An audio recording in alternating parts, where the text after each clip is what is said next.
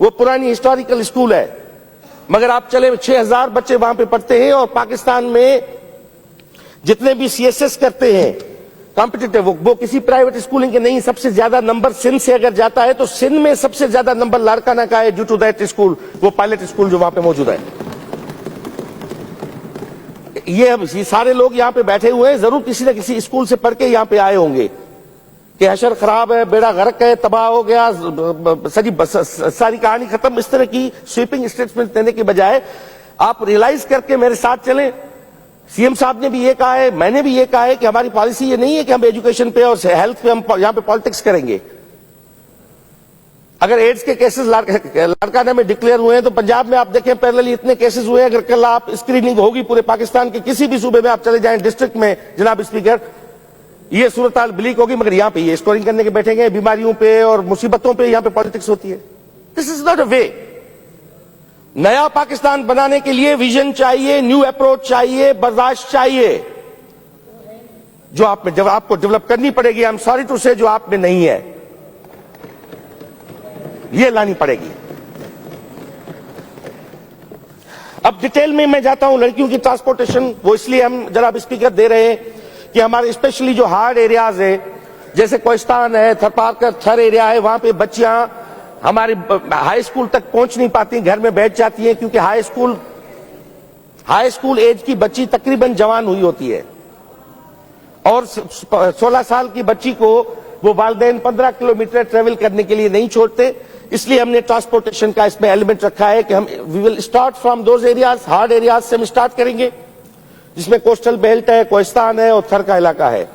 वहां पे तहसील हेडक्वार्टर की जितनी बड़ी स्कूल होगी, जो गर्ल्स स्कूल होगी, वहां पे हम बच्चियों को 10-15 किलोमीटर के एजुकेशन डिपार्टमेंट खरीद नहीं करेगा।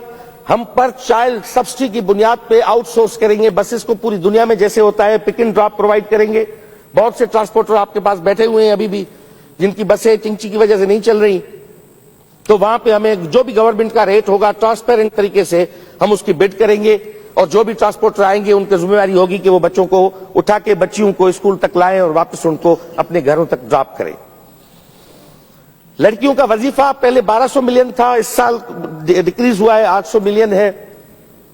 और इनिशियल पहले ये मिलता था कि 6वीं 7वीं 8वीं टिल मैट्रिक जितने भी थे बच्चियां, उनको वो स्टाइपेंड मिलता था। उसका एम ये था कि उसको रिटेन करने के लिए, एनरोलमेंट को रिटेन करने के लिए ये दिया जाता था। मगर उसमें बाद में हमने रियलाइज किया कि ये अमाउंट इतना है कि बहुत ज्यादा से ज्यादा बच्चों को हम इसमें शामिल करें। फिर हमने ये सोचा कि 6ठी जमात और मैट्रिक 9th मैट्रिक तक ये इंसेंटिव होता है बच्ची को कंटिन्यू करने के लिए। तो हम इतने पैसे हैं कि हम कोई 3-3.5 लाख बच्चियों को हम दे सकेंगे कि 5वीं और 9th मैट्रिक की बच्चियों को। ये मेरा अपना ओपिनियन था, अगर कहीं इससे भी कोई बेहतर आइडिया होगा तो definitely I will accept it, कि उनको हम स्टाइपेंड दें, कि उनको हम रिटेन कर सकें स्कूल्स में, कि वो स्कूल छोड़ के जाए ना। 1200 हायर स्टडीज के लिए कहते हैं ना पीपुल्स पार्टी की क्रिटिसिज्म कि हमने कुछ किया है नहीं किया। मैं आपको बिल्कुल बता रहा हूं, ये सब कुछ हम कर भी रहे हैं, कुछ चीजें हम कर भी चुके हैं, और बाकी हम जो करने जा रहे हैं वो भी आपको बताएंगे। यहां पे 1200 तलबा के स्कॉलरशिप का हमारे पास प्रोविजन है, जो हायर इंस्टीट्यूशंस में, यूनिवर्सिटीज में जो जाते हैं गरीब, वो एंडाउमेंट एक क्रिएट किया हुआ है, जिसमें 35 इंस्टीट्यूट्स रजिस्टर्ड है। 12,600 आज तक स्कॉलरशिप दे चुका है डिपार्टमेंट गुज़श्ता 10-11 सालों में, और इस साल के लिए भी 1200 स्कॉलरशिप्स का प्रोविजन हमारे पास मौजूद है। और नाम जो है वहां के वाइस चांसलर्स डिक्लेयर करके लाते हैं कि ये बच्चा है, इसके पास फीस के पैसे नहीं है, या वहां एक कमेटी यूनिवर्सिटी की बनी होती है, वो नाम हमें रिकमेंड करती है, हम उनको स्कॉलरशिप्स जो है वो देते हैं। फिर जहां किसी इंस्टीट्यूट को 50 मिलती हैं, किसी को 60 मिलती हैं, किसी को 80 मिलती हैं। शेल्टरलेस का भी मैंने आपको बता दिया। और हमने ये रखा है कि स्कूल्स जो पिक किए हैं, कोई भी किसी सियासी बुनियाद पे स्कूल नहीं है, किसी की औताक नहीं है। स्कूल्स जो भी हमने पिक किए हैं वो हाई एनरोलमेंट, हमने बेस बुनियाद ये रखा है कि जहां पे बच्चे ज्यादा है, जहां पे एनरोलमेंट ज्यादा है, वहां पे हम फैसिलिटीज देंगे। उस स्कूल को पहले प्रायोरिटी पे उसको रखा गया है जहां पे एनरोलमेंट है। एडीबी एशियन डेवलपमेंट बैंक के ताउन से 160 स्कूलों को हम अपग्रेड कर रहे हैं। ईसी के 1500 क्लासेस बन चुके हैं, 1500 क्लासेस मजीद बनाए जाएंगे। जो यहां पे मेरी बहन ने सवाल किया था कि वो फंक्शनल क्यों नहीं हुए, कि हमारे पास ईसीटीज नहीं थे, अर्ली चाइल्डहुड टीचर्स हमारे पास पहले नहीं थे। और ये क्रेडिट भी सिंध प्रोविंस को जाता है कि ईसी का पहला करिकुलम पाकिस्तान का सबसे पहला सिंध प्रोविंस ने लॉन्च किया है, पंजाब ने नहीं किया। और ये इसी के जो है वो टीचर्स अभी हमने रिक्रूट किए हैं, 1100 पोस्ट थी, 850 जो है वो टेस्ट क्लियर करके हमारे पास खवातीन आ गई हैं। और ये भी बहुत जल्द उनको ऑर्डर जो है इशू हो जाएंगे और इसी साल हम उसको फंक्शनल करेंगे। 21 इंग्लिश मीडियम कॉम्प्रिहेंसिव स्कूल्स जो है वो हम सिंध में बना रहे हैं और वो तकरीबन कंप्लीट है। इनकी एसएनई भी हो चुकी है, समरी सीएम साहब के पास गई हुई है। जैसे वो वहां पे अप्रूवल देंगे तो हम इंग्लिश मीडियम स्कूल्स की जो है जहां पर भी है उनकी हम जितनी एसएनई मंजूर है तो उनकी हम रिक्रूटमेंट कर लेंगे। अभी रिसेंटली हमने वो मूव की है, जिसमें खैरपुर टंडो मोहम्मद खान, सांगड़, घोटकी, सुजावल, टंडोलायार, जामशोरो, मटियारी, शहीद बेनजीराबाद, लाड़काना, मीरपुर खास, बदीन, जामशोरो, उमरकोट, ठट्टा, मीरपुर खास, सुजावल, ये कॉम्प्रिहेंसिव और इंग्लिश मीडियम स्कूल मिला के हम इंग्लिश मीडियम स्कूल कहते हैं। जो लेटेस्ट जो है वो प्री फैब्रिकेटेड स्ट्रक्चर पे वो बनी हुई है स्कूल्स। क्वालिटी के हवाले से ट्रेनिंग इंस्टीट्यूट स्टेडा हमारे पास है, जो बदकिस्मती से मैं मानता हूं कि टीचर्स की ट्रेनिंग के हवाले से वो एफिशिएंटली काम नहीं कर रहा था। हम उसको फाल कर रहे हैं और वहां पे पाइट में हम सीडा की ताउन से अभी उनके साथ मेरी बात हुई है, वो हमें इस पे क्वालिटी के हवाले से वो हमें सपोर्ट करने के लिए तैयार है और वहां पे हम पाइट को भी फंक्शनल करेंगे। और उसके साथ हमने एक बहुत बड़ी अचीवमेंट है, दुनिया में एजुकेशन और टीचर्स एजुकेशन में लीड करता है फिनलैंड। यूनिवर्सिटी ऑफ हेल्सिंकी के साथ कराची में हुसैनाबाद हमारा ट्रेनिंग सेंटर था, नॉन फंक्शनल था, उसकी कोई यूटिलिटी नहीं थी। वो शहजाद राय दूरबीन जो ऑर्गेनाइजेशन है, जो पहले भी एक बहुत क्रेडिबल ऑर्गेनाइजेशन है, और उनके साथ पब्लिक प्राइवेट पार्टनरशिप में हमने मुआहदा किया है। जो प्री सर्विस टीचर्स को ट्रेनिंग देंगे, जो प्री सर्विस होंगे उनको वो ट्रेन करेंगे वहां पे, और उनका काम हो चुका है। अभी उनकी पूरी टीम फिनलैंड से आई हुई थी और बहुत जल्द उसकी क्लासेस का स्टार्ट हो जाएगा। अभी इस वक्त एक अहम तरीन चीज जो यहां पे स्पीकर साहब बात होती है कि टीचर्स की कमी है। हमारे सिस्टम में टीचर्स की कमी इस वक्त भी मौजूद नहीं है। जरूरत है, मगर रैशनलाइजेशन की जरूरत है। अभी 45 लाख एनरोलमेंट इस वक्त हमारे प्रोविंस में है, 1,34,000 टीचर्स हैं, जो उस पे एसटीआर बनती है वो 47 है। 47 बच्चों पे एक टीचर सिस्टम में मौजूद है। मैं समझता हूं आइडियल नहीं है, मगर फिर भी 47 टीचर पे हमारे स्टूडेंट्स पे टीचर मौजूद है। अभी हम प्लेसमेंट प्लान बना रहे हैं, जो हमारा पूरा ये 1 जुलाई से कोशिश होगी कि यकीनन वो 1 जुलाई को जब वो आएगा तो उसमें प्रॉपर प्लेसमेंट नहीं होगी। 1 महीना हमने क्वेश्चन रखा है उसमें कि अगस्त में किराए होगी कि यहां पे आपने ज्यादा रख दिया है, यहां पे कम है। हम सोसाइटी को सुनेंगे और फिर उसको प्रॉपर फिक्सेशन होगी।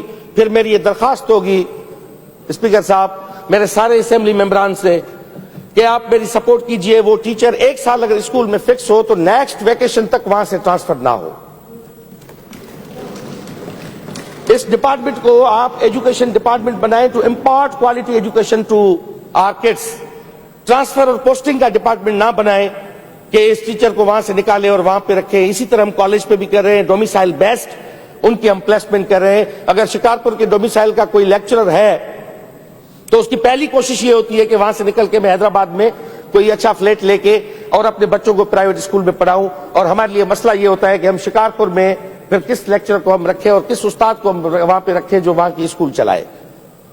तो इसलिए मेरी सबसे ये गुजारिश होगी कि 1 साल तक मेरा साथ दीजिए। हम टीचर्स को ट्रांसफर नहीं करेंगे, किसी भी बुनियाद पे नहीं करेंगे। अगर कोई मजबूरी का कोई होगी तो उसका प्रोसेस इतना मुश्किल डिफिकल्ट करेंगे हम कि वो आसानी से उसकी ट्रांसफर ना हो सके। हशर ये हुआ है कि हमारे हैदराबाद, कराची, बड़े जितने शहर है उसकी सारी स्कूलें भरी पड़ी है। जहां पे 200 बच्चे हैं वहां पे 100 टीचर बैठे हुए हैं।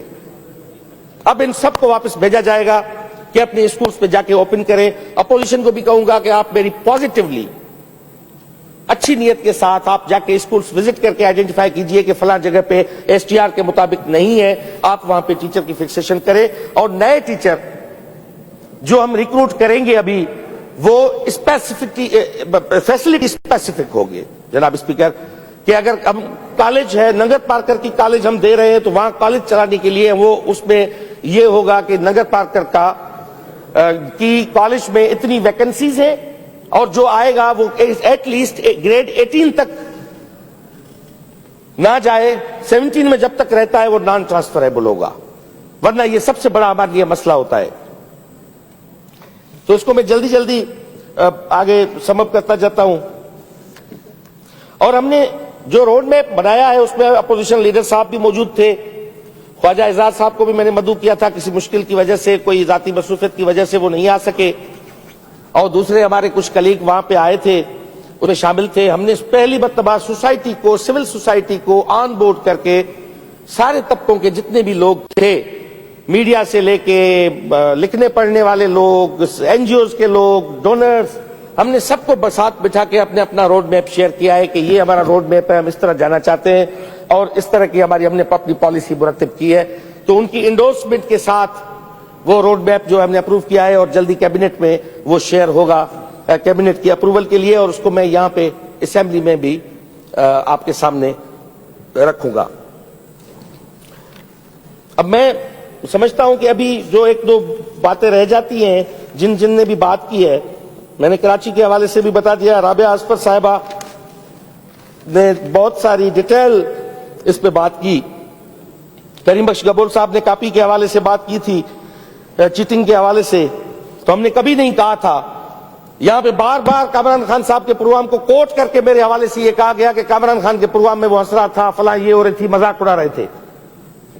मैं ये आपके सामने बताता हूं कि इससे बड़ी सहाफती बदबयानती हो नहीं सकती कि शाम को 4 बजे जनाब स्पीकर मेरा इंटरव्यू लिया जाता है, वो प्रोड्यूसर साहब फोन पे मुझे बात करते हैं कि आप कामरान होकर मुखातिब होना, और रात को कामरान वाले शो में आपका इंटरव्यू चलेगा। मैं शाम को 4 बजे रिकॉर्डिंग दे रहा हूं उस प्रोड्यूसर को, वो कामरान करके मैं उसको बोल रहा हूं, मुझे नहीं पता कि सामने कामरान खान बैठा हुआ है। रात को उसके 9 बजे के प्राइम टाइम में उसका प्रोग्राम चलता है, मेरे 15 मिनट के इंटरव्यू को तोड़ के 2 मिनट में वहां पे नशर किया गया। 2 मिनट का मेरा मौकूफ वहां पे दिया गया। अब मैं हंस किसी और बात पे रहा हूं और मैं उसको कामरान कह रहा हूं, वो शाह साहब करके वो रिकॉर्डिंग करा, मैं क्या कर सकता हूं। 15 मिनट की रिकॉर्डिंग में से अगर 2-2.5 मिनट काट के कोई चला ले, और हलीम आदिल साहब जैसे तेज तरीन वहां पे एंकर पर्सन बैठा हो, फिर बोलता जाए सरदार शाह आप हंस रहे हैं, अब मैं तो हूं ही नहीं सामने, मेरी रिकॉर्डिंग है, मैं क्या कर सकता हूं। तो वो चीटिंग के हवाले से हमने जितनी एफर्ट्स ली, मैं खुद निकला, मैंने स्कूल्स विजिट की, कॉलेजेस की, क्योंकि ये बीमारी हमारी नहीं, बहुत पुरानी बीमारी है।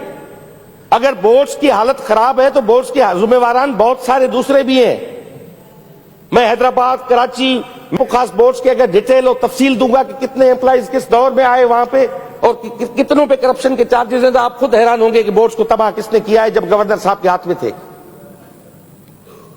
नहीं, कोई इंप्लॉयमेंट बोर्ड्स में नहीं हुई है।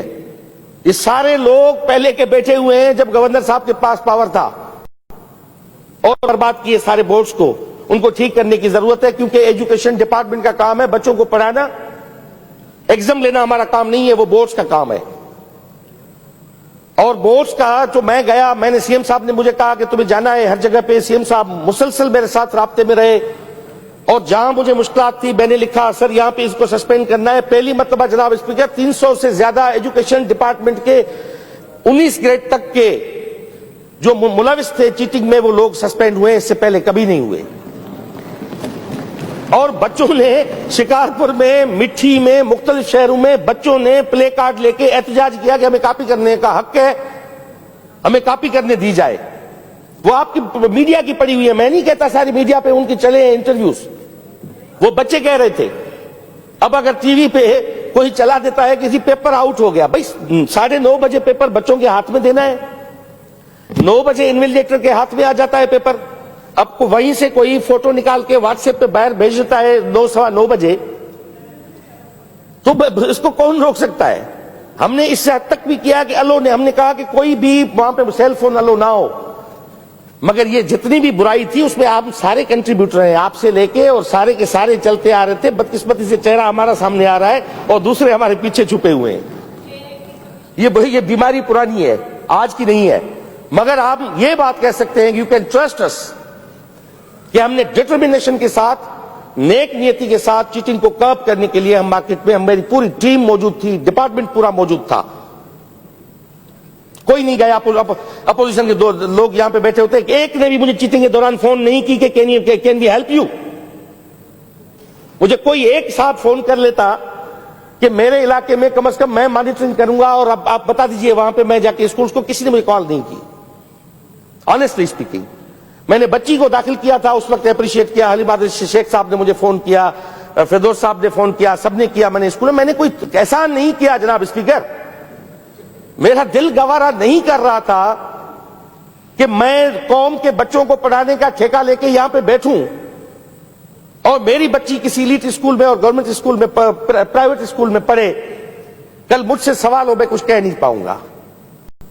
मैंने इसलिए वो हंसी खुशी वो बच्ची वहां पे पढ़ रही है और इस स्कूल को आप विजिट करके देख सकते हैं कि हमारे पास कैपेसिटी नहीं है। 500 फैमिलीज आए अपने बच्चों को लेके, मैं उनको सलाम पेश करता हूं कि हमारे बच्चों को आप एडमिट करें गवर्नमेंट स्कूल में।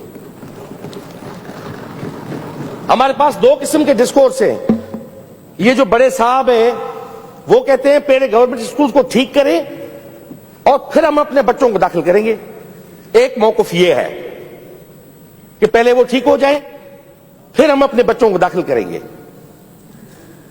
दूसरा मौकफ, मेरा ओपिनियन ये है कि ये स्कूल्स ठीक होंगे ही तब जब आपके बच्चे दाखिल होंगे। अब जो साहिब इख्तियार है, साहिब हैसियत है, उसका बच्चा पढ़ नहीं रहा। सारे गरीबों के, बेचारों के, गधे गादे वालों के बच्चे वहां पे पढ़ रहे हैं जिसके वॉइस को कोई सुनता नहीं है। और मेरे पास सारे जितने भी दोस्त आते हैं वो कहते हैं मेरे बच्चों को प्राइवेट स्कूल में दाखिला दिला दो, मेरे बच्चों को प्राइवेट स्कूल में दाखिला दिला दो। आपने अपने कौम के बच्चों को डिसऑन खुद किया है, आपने डिस्ट्रस्ट किया है अपने सिस्टम पे, आपने डिस्ट्रस्ट किया है अपनी जात पे। अगर आप ट्रस्ट करके, मैं सवाल ही पैदा नहीं होता अगर हलीम आदिल शेख साहब का या कंवर नवीद साहब का बच्चा किसी स्कूल में पढ़े इस वक्त और स्कूल का टीचर वहां पे ना आए, सवाल ही पैदा नहीं हो सकता। हम जिन स्कूलों में पढ़े हुए हैं हम उन स्कूलों के बेवफा शागिर्द हैं। हम ऑन नहीं करते, पलट के नहीं देखते जिस स्कूल से हम पढ़े हैं। अभी यहां पे नंद कुमार साहब ने मेरी इस्तीफा का मुतालबा कर दिया। अब भाई वो सैट की रिजल्ट बता रहे थे, इसको यही पता नहीं था कि सैट की वो एग्जाम हुए थे 2018 में और अप्रैल में उसकी रिजल्ट आई थी और ये मुतालबा कर रहे हैं कि एजुकेशन मिनिस्टर इस्तीफा दे जाए। उस वक्त मैं था ही नहीं, मैं तो इलेक्शन लड़ रहा था जब ये रिजल्ट आई थी। अब साहब को यही पता नहीं है इस्तीफा, मुझे कोई एतराज नहीं है अगर मैं इस्तीफा देके चला जाऊंगा तो निक्सर कॉलेज में आपकी भतीजी के 1.5 लाख रुपए वापस कौन करवा के देगा?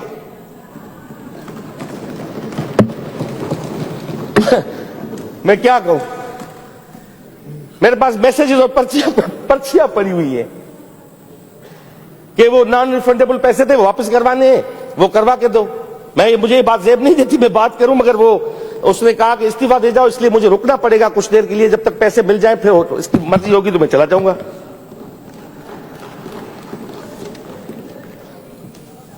और यहां पर बहुत सी चीजें जो राबिया आसफर साहिबा ने डिटेल में बड़ी की हैं, मैं उनको अगर आओ चाहें तो मैं अभी इस वक्त जो कुछ चीजें, काफी चीजों का जवाब आ गया होगा, बाकी जो है उनमें उसने कहा था कि ये जो है महकमे तालीम का budget works in service department का बजट लगता है। I think you will say that. आपने वो आगे नहीं देखा कि हमने जो इसमें डिफरेंट कंपोनेंट्स 15 बिलियन की एडीपी को छोड़ के हमने इस साल 6 अरब रुपए फर्नीचर के लिए मुख्तस किए हैं। ये मैं नहीं लूंगा, अगर अपोजिशन का मेंबर उसके प्रोसेस में मेंबर होना चाहता है तो मैं वेलकम करता हूं कि आप आके प्रोक्योरमेंट में आप मेंबर हो जाएं, जिसमें मुइनुद्दीन हैदर साहब हैं, ट्रांसपेरेंसी इंटरनेशनल का बंदा मौजूद है उसमें, उसमें निसार सिद्दीकी आईबीए का जो है वो हेड, उसमें वो मेंबर है, वो हमसे पहले की कमेटी बनी हुई है, बहुत सारे क्रेडिबल लोग हैं। अगर आप इस प्रोसेस को एंश्योर करना चाहते हैं, इनवाइट यू, आप में से जो ही मेंबर बनना चाहे आप आए, आप उसको देखें, स्पेक्स जो वहां पे जितने भी स्पेक्स आप रखेंगे, आप क्वालिटी फर्नीचर को देखिए, आप वहां पे अप्रूव कीजिए, हम प्रोसेस करेंगे आगे। वरना मैं आपको कह रहा हूं, आए हमारे साथ बैठे, जितनी भी हमारी कमेटीज हैं, आप बैठे उसके मेंबर बने, हमें आके वहां पे आप बैठ के काम करें, बाहर खड़े होकर हम पे बात नहीं करें। लतीफ साईं ने कहा है ना, वेठी घर घोरे मथा पिरी जिंदड़ो, ॿाहिरियां वही दोरापा दॾियो, अंदर अचो, घिड़ो, बीहो, हलो त पोइ ख़बर पवंदी त शयूं ठीक कीअं थींदियूं। सो इन करे 6 billion for the furniture, 600 million हमने नॉन फॉर्मल एजुकेशन के रखे हैं, जो सीबीओ के थ्रू, जो कम्युनिटी बेस्ड ऑर्गेनाइजेशन है उनके थ्रू हम पर चाइल्ड उनको कास्ट देंगे, जो एजुकेशन मैनेजमेंट कास्ट। और इवनिंग में हम आउट ऑफ स्कूल चिल्ड्रन के, हमारी कोशिश है कि वो लिटरेसी पे हम आउट ऑफ स्कूल चिल्ड्रन को इवनिंग में, शाम की शिफ्ट में हम वहां पे उनको लाएं। इसलिए पैसे थोड़े हैं, यकीनन ये जो नंबर तो आप बता रहे हैं, इतने आउट ऑफ स्कूल, इतने आउट ऑफ स्कूल है नहीं। मैंने पहली स्पीच में कहा था, उसकी भी सेंसस आएगी सामने।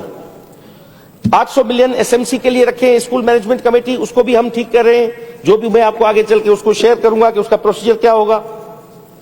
800 मिलियन का वजीफा है, ये फकत वर्क्स एंड सर्विस की बजट नहीं है, ये सारे कंपोनेंट हमने ऑलरेडी एड्रेस कर लिए हैं। उसमें एसडीजीज के हवाले से मैंने आपको बताया, तीनों को हमने एड्रेस किया है, एक्सेस, क्वालिटी और गवर्नेंस को, वो डिटेल में हर एक चीज मेरे पास मौजूद है। और 70% उनका कहना था कि 70% तनख्वाह पे चला जाता है, मैंने कहा यस, नॉट 70%, 78% हमारा पैसा तनख्वाहों पे जाता है। और ये टीचर्स बैठे हुए, उनका क्या करना है, ये बात भी राबिया साहबा ने कहा था। अब मैं कहता हूं कि बिल्कुल, इसलिए ये डिपार्टमेंट में काफी अरसे से ये बात जेरे गौर रही है कि इस वक्त जो टीचर मौजूद है उनका फैट कैसे डिसाइड किया जाए। या तो एक टेस्ट कंडक्ट की जाए, जो टीचर क्वालिफाई करते हैं वो टेस्ट वो सिस्टम में मौजूद रहे, जो क्वालिफाई नहीं करते उनको छुट्टी दी जाए कि वो चले जाए, जितनी उन्हें तनख्वाह ली है वो ली है। तो इस हवाले से मैं आपको यह भी बता दूं कि यहां पे यूनियंस बनी हुई है। ये अपोजिशन को अगर इस बात पे एग्री करते हैं, मेरे साथ बैठ के उनको मुआहदा करना पड़ेगा कि कल यही यूनियंस माफियाज बनी हुई है, ये सारे रोड निकल के लोग आएंगे प्रेस क्लब पे, फिर आप वहां पर पॉइंट स्कोरिंग करने के लिए, उनकी हमदर्दी के लिए वहां पे ना जाइएगा। और आप इस बात पे डटे रहिएगा कि टेस्ट भी जैसे आप चाहें इस तरह हम कंडक्ट करवाने के लिए तैयार हैं, जैसे आप मुतमईन हो। और वहां पे मैंने देखा था, पिछली दफा भी टाइम स्केल का मौका हुआ तो बहुत से हमारे अपोजिशन के पॉइंट स्कोरिंग करने के लिए वहां पे खड़े थे, उनके साथ हमदर्दी के। आप नहीं थे, दूसरे कुछ थे, जीडीए के सब कुछ दोस्त थे। तो ये इस बात पे आपको खड़ा रहना पड़ेगा, तो हम करने के लिए तैयार हैं। और इस बात पे आप सोच लीजिएगा, अगर आप इस पे आते हैं तो ठीक है, क्योंकि हमारे 1,34,000 में से पढ़ाने वाले 34-35,000 टीचर्स हैं। 1 लाख टीचर्स हमारे पास इजाफी बैठे हुए हैं, जिसको हम टीचर कह रहे हैं, मगर वो टीचर है नहीं। बेसिकली रियलिटी ये है, उनका साइंस बैकग्राउंड नहीं है। आगे हम जितने भी टीचर्स लाएंगे उनका लाजमन बैकग्राउंड साइंस का होगा। और बीएड और एमएड, इसको हम कंपलसरी नहीं रख रहे। 5% मार्क्स बीएड या एमएड पे हमने तजवीज किए, क्योंकि वो बीएड एमएड की अलामा इकबाल ओपन यूनिवर्सिटी की आसानी से 50,000 रुपए में आपको डिग्री मिल जाती है, कहीं से भी आप बीएड की ले लो। मगर हक तलफी होती है उन कॉम्पिटेंट बच्चों की जिसने बीएससी फिजिक्स में किया है, या बीएससी केमिस्ट्री में किया है, या मैथमेटिक्स में किया है मास्टर्स, उसने वो वहां पे रह जाता है और बीएड वाला एक सर्टिफिकेट लेके सामने आ जाता है। ये इसको हम एड्रेस कर रहे हैं ऑलरेडी। सब्जेक्ट स्पेशलिस्ट के लिए हवाले से कहा कि 50% जो है इंतजामी पोस्टों पे काम कर रहे हैं। Yes, we are basically discouraging higher secondary schools. Higher secondary schools का कोई कॉलेज जब हमारे पास मौजूद है तो हायर सेकेंडरी की कोई जरूरत नहीं है, मगर हायर सेकेंडरी हम फकत वहां पर कंटिन्यू कर रहे हैं जहां पे अभी तक कोई कॉलेज नहीं है, कि वहां पे बच्चों को फर्स्ट ईयर इंटर के लिए कोई जरिया मिल जाए। इस वक्त सिंध के 29 तहसील हेडक्वार्टर ऐसे हैं जहां कोई कॉलेज मौजूद नहीं है, 29। उसमें से 17 हमने इस बजट में न्यू कॉलेजेस दे दिए हैं उन 17 तहसील हेडक्वार्टर्स में। इसमें रजाक राव में छात्रों का भी कॉलेज शामिल है और वहां पे भी हमने दे दिया है। वहां पे अब रजाक राव जीत के आया है, आपके पीटीआई का हमारा मेंबर नहीं है, वहां पे जीत के आया, मगर छात्रों को हमने कॉलेज दिए वहां पे, क्योंकि हम समझते हैं कि जहां पे नहीं है हमको इक्वली ट्रीट कर रहे हैं। हमने वहां पे कॉलेज दी है। 17 हम कॉलेज बना रहे हैं। 297 में से इस वक्त हम पहले 297 थी, हमने 8-9 महीने में हमने लेक्चरर्स को रीअरेंज करके जब तक वो कॉलेज कंप्लीट हो हमने 21-22 नए कॉलेज फंक्शनल कर लिए हैं। उसके बाकी रिमेनिंग काम होता रहेगा, मगर वहां पे क्लासेस स्टार्ट है। वहां पे फर्स्ट इंटर की उनको जो है, क्योंकि कॉलेज का बहुत बड़ी बिल्डिंग बनती थी पहले, खामखा की डिजाइन होती थी। मैंने कहा भाई जितनी जरूरी हो आप इतनी बनाइएगा और उसकी आप इतनी बड़ी बिल्डिंग बना दें और बच्चे वहां पे, उनको बच्चों को क्लासरूम चाहिए, उनके लिए प्रिंसिपल की ऑफिस, लैब अटेंडेंट की ऑफिस, फलां की ऑफिस, फलां की ऑफिस, क्लर्क्स की इतनी बड़ी अलग अलग सी ऑफिसें। हमने कहा इसको कम करके पैसों को बचाया जाए, वरना हमारे पास इतना प्रोविजन नहीं था। इस वक्त 15% न्यू स्कीम्स में हम 17 न्यू कॉलेज दे सकते। हमने कॉस्ट को कम किया है, कम करके हमने कहा कि हम 17 कॉलेजेस में हम कॉलेज ओपन करें और बाकी रिमेनिंग जो 12 रहते हैं वो नेक्स्ट हम पिक कर लेंगे कि तकरीबन सारे तहसील आपके कवर होंगे। और दूसरा इस हवाले से कॉलेज के हम वहां पे बायोमेट्रिक, कॉलेज में स्टैटिक बायोमेट्रिक पहले इनने इंस्टॉल की थी, मगर उसमें यह था, खराबी यह थी कि सुबह को जब वो लेक्चरर आता है तो उस वक्त वो अपना थंब देता है, निकलता किस वक्त है ये उसमें सिस्टम नहीं था और यहां पे मॉनिटरिंग का सिस्टम नहीं था। इस वक्त हमने यहां पे डैशबोर्ड पे हम रखेंगे कि जो भी कॉलेज में लेक्चरर सुबह कुछ जिस वक्त शामिल होगा और निकलेगा वो यहां पे रिकॉर्ड में हम उसको वो देख लेंगे कि यहां पर वो मौजूद है। अभी बातें जनाब स्पीकर इस हवाले से हुई, मगर कुछ बातें, दो बातें जरूर मैं करना चाहूंगा। एक तो ये कि यहां पे बार बार नारे लगाए गए कि आई नेब आई। अरे भाई ये नेब है या कोई बिल्ली है जो मलाई पे आ रही है? आप पार्लियामेंटेरियन हो, आप पार्लियामेंटेरियन हो, आप कॉन्स्टिट्यूशनल इलेक्टेड असेंबली के नुमाइंदे हो। आपको अपने तशख़्ख़ुस का, अपनी आइडेंटिटी का, अपने कैलिबर का ख्याल होना चाहिए। आप यहां पे बैठ के किसी इन्वेस्टिगेटिव एजेंसी या एहतसाब ब्यूरो के यहां पे नारे लगाएंगे, आप बैठ के कल यहां पे ये नारे लगाएंगे कि IIMI ISI, इस तरह नारे लगाएंगे आप। कोई पॉलिटिकल नॉर्म्स होते हैं, कोई डेमोक्रेटिक नॉर्म्स होते हैं, उनको जो काम करना है वो करने दो, वो वैसे भी कर रहे हैं। हर तरफ आप बहरान को विटनेस करें। मुल्क में मुकम्मल सियासी इंतशार, मुकम्मल पॉलिटिकल इनस्टेबलाइजेशन की हद यह है कि सारे जितने मेन स्ट्रीम पॉलिटिकल लीडर्स उनको पकड़ के जेल में डालने के चक्कर में पड़े हुए हैं। ये कोरिया में भी एक सीन हुआ था, X3 प्रेसिडेंट जेल में पड़े हुए थे, मगर वहां पे जब हंगामी सूरत-हाल हुई, वहां पे क्राइसिस हुआ, तो उन एक्स प्रेसिडेंट्स को जेल से निकाल के उन्होंने कहा कि हमें नेशनल कंसेंसस डेवलप करना है और यहां पे बैठे हमें पाकिस्तान को किस तरह चलाना है, इस तरह इसकी पॉलिसी इनको लानी पड़ेगी। मगर ये नहीं समझते डॉलर कहां तक पहुंचा हुआ है, महंगाई क्या है, खारजा पॉलिसी कौन बना रहा है, किसी को पता नहीं है, किसी को पता नहीं है। अभी मुआशी इनसिक्योरिटी IMF की वजह से क्रिएट हुई है। जितने भी मुबस्सिरीन टीवी पे बैठते हैं, जो साहिब राय हैं, वो कहते हैं कि वो पाकिस्तान जो बचा कुचा पाकिस्तान था, जिसको इन्होंने नया पाकिस्तान का नाम देकर IMF के पांव में डाल दिया। अभी कुछ दिन पहले एक साहब टीवी पे प्रोग्राम कर रहे थे, वो कह रहे थे कि अमेरिकन की सबसे बड़ी ये ख्वाहिश रही है कि इस मुल्क में एक कंप्लीटली अनार्की पैदा हो, महंगाई इस नहज पे पहुंचे कि लोगों का एतमाद उठ जाए रियासत से। सियासी पार्टियां मेन स्ट्रीम में ना हो, उनको निकाल के बाहर फेंक दिया जाए, जैसे इस तरह अभी मिस्र में हो रहा है। और जो भी खारजा पॉलिसी हो उसका कंट्रोल कहीं और से आता हो। तो इस वक्त जो बहरान की कैफियत है, तो ये जो मिस्टर हमारे जो बहरान आजम है, इनकी वजह से लोगों ने अब नाम और देना शुरू कर दिए हैं।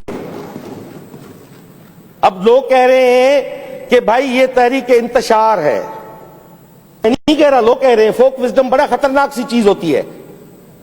चाइनीज में जब मंचूरियन और मिंग डायनेस्टीज थी, तो वो क्या करते थे कि वहां के लोगों को बुलाते थे जो नफ्सियात जानते, उनको कहते थे कि आप जाओ और हमारे राज में जाके निचली लेवल तक आप देखें कि लोग किस तरह बोलते हैं, आम लोग किस तरह रिफ्लेक्ट करते हैं अपने फोक विजडम में, अपनी लोक शायरी में, अपने लतीफों में, अपनी बातों में। वो किस तरह, इससे उनको पता चलता था कि लोग हुक्मरानों से खुश हैं या नाखुश हैं। इनको तो कोई पता ही नहीं है। मैं तो समझता नहीं हूं कि ये किसी और के बलबूते पे खुश होते हैं कि आई नेब आई, फला ने हमारे साथ खड़े। उनको पता ही नहीं है कि इससे पहले ये बगलियां बजाने वाले कोई और थे। फिर कराची में हमने खून की होली देखी। वो किन्होंने ऑपरेशन स्टार्ट किया? वो उन्होंने किया था जिनकी झोली में, जिनके आगोश में ये खुद बैठे हुए थे, जिनको पाला उनको डसा। तो मैं फकत ये कहता हूं कि अभी ये ढोल बजाने से ये कुछ नहीं होगा। जरा सा पिंडी ने क्या नवाजा कि आके बैठे हैं पहली सफ में। मुझे अचानक शेर आ गया, जरा सा पिंडी ने क्या नवाजा कि आके बैठे हैं पहली सफ में, अभी से उड़ने लगे हवा में। अभी हुकूमत नई नई है भाई।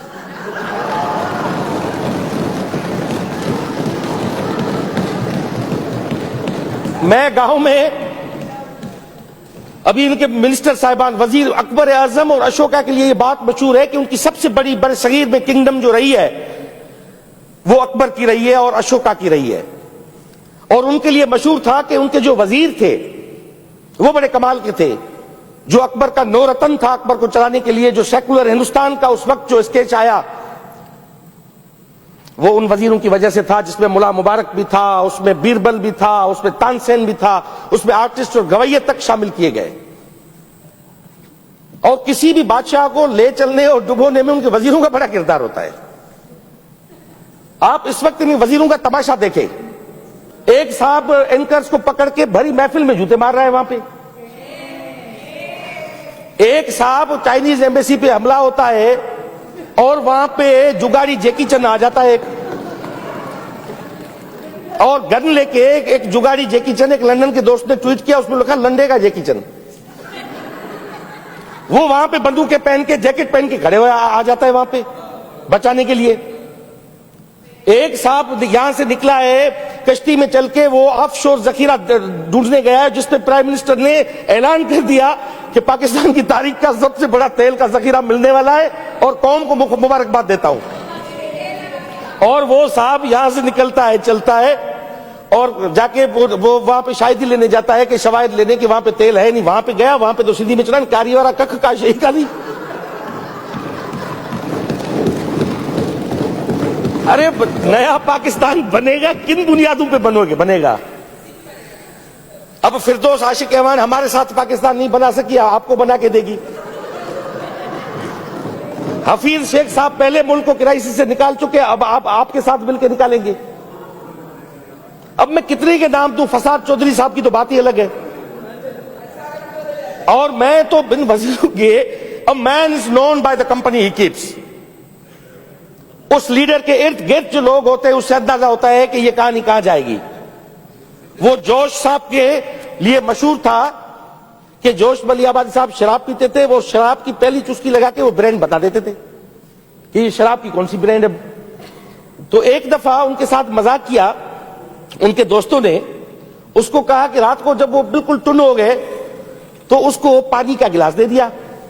उन्होंने कहा कि देखिए अभी तो बिल्कुल टुन है, इसको पता चलता ही नहीं चलता। उसने उसको पूछा कि ये आप पी के मुझे बताइए कंपनी कौन सी है।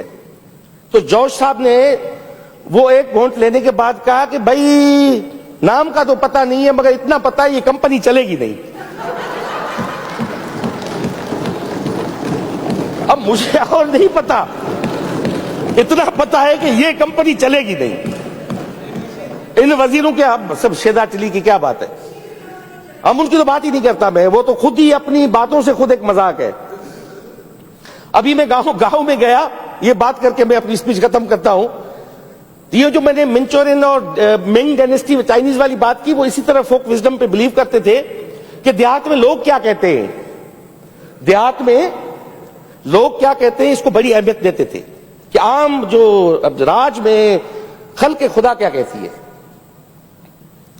तो मैं गया, वो एक मुझे बता रहा है कि मेरे गांव में एक कुमार था, कुमार है जो मिट्टी बनाने वाले होते हैं, हम कुम्हार कहते हैं, आप कुमार उर्दू में कहते हैं। वो कुमार वहां पे है, उसने मुझे कहा, ये बात जरूर सुनना गौर से, बड़ी फोक विजडम वाली बात है। तो वो कुमार ने मुझे कहा कि भाई मैं परेशान हो गया हूं, मेरा गद्दा है मेरे पास, वो ना करता ही नहीं, हर बात पे हां करता है। मैंने कोई ऐसा बंदा नहीं देखा जो उस गद्दे से ना कहलवाए, जो भी बात करे गद्दा कहता है हाँ हाँ हाँ हाँ। अब ना कौन कहलवाए इससे? तो साहब ने कहा कि मैंने उसको चैलेंज किया कुमार को कि मैं इसके कान में बात करूंगा, इसने ना करेगा ये। उसने कहा सवाल ही पैदा नहीं होता, गद्दे के बचपन से मैं जानता हूं, मैंने बड़ा किया है। उस साहब ने कान में कोई जाके बात की, गद्दे ने कहा नहीं नहीं नहीं नहीं नहीं नहीं। कुमार परेशान हो गया कि गद्दे ने नहीं कैसे कहा। उससे आके पूछा कि आपने गद्दे के कान में क्या कहा? उसने कहा मैंने गद्दे के कान में कहा कि तुम न्याजी सरकार के वजीर बनोगे। गद्दे ने कहा नहीं नहीं नहीं नहीं।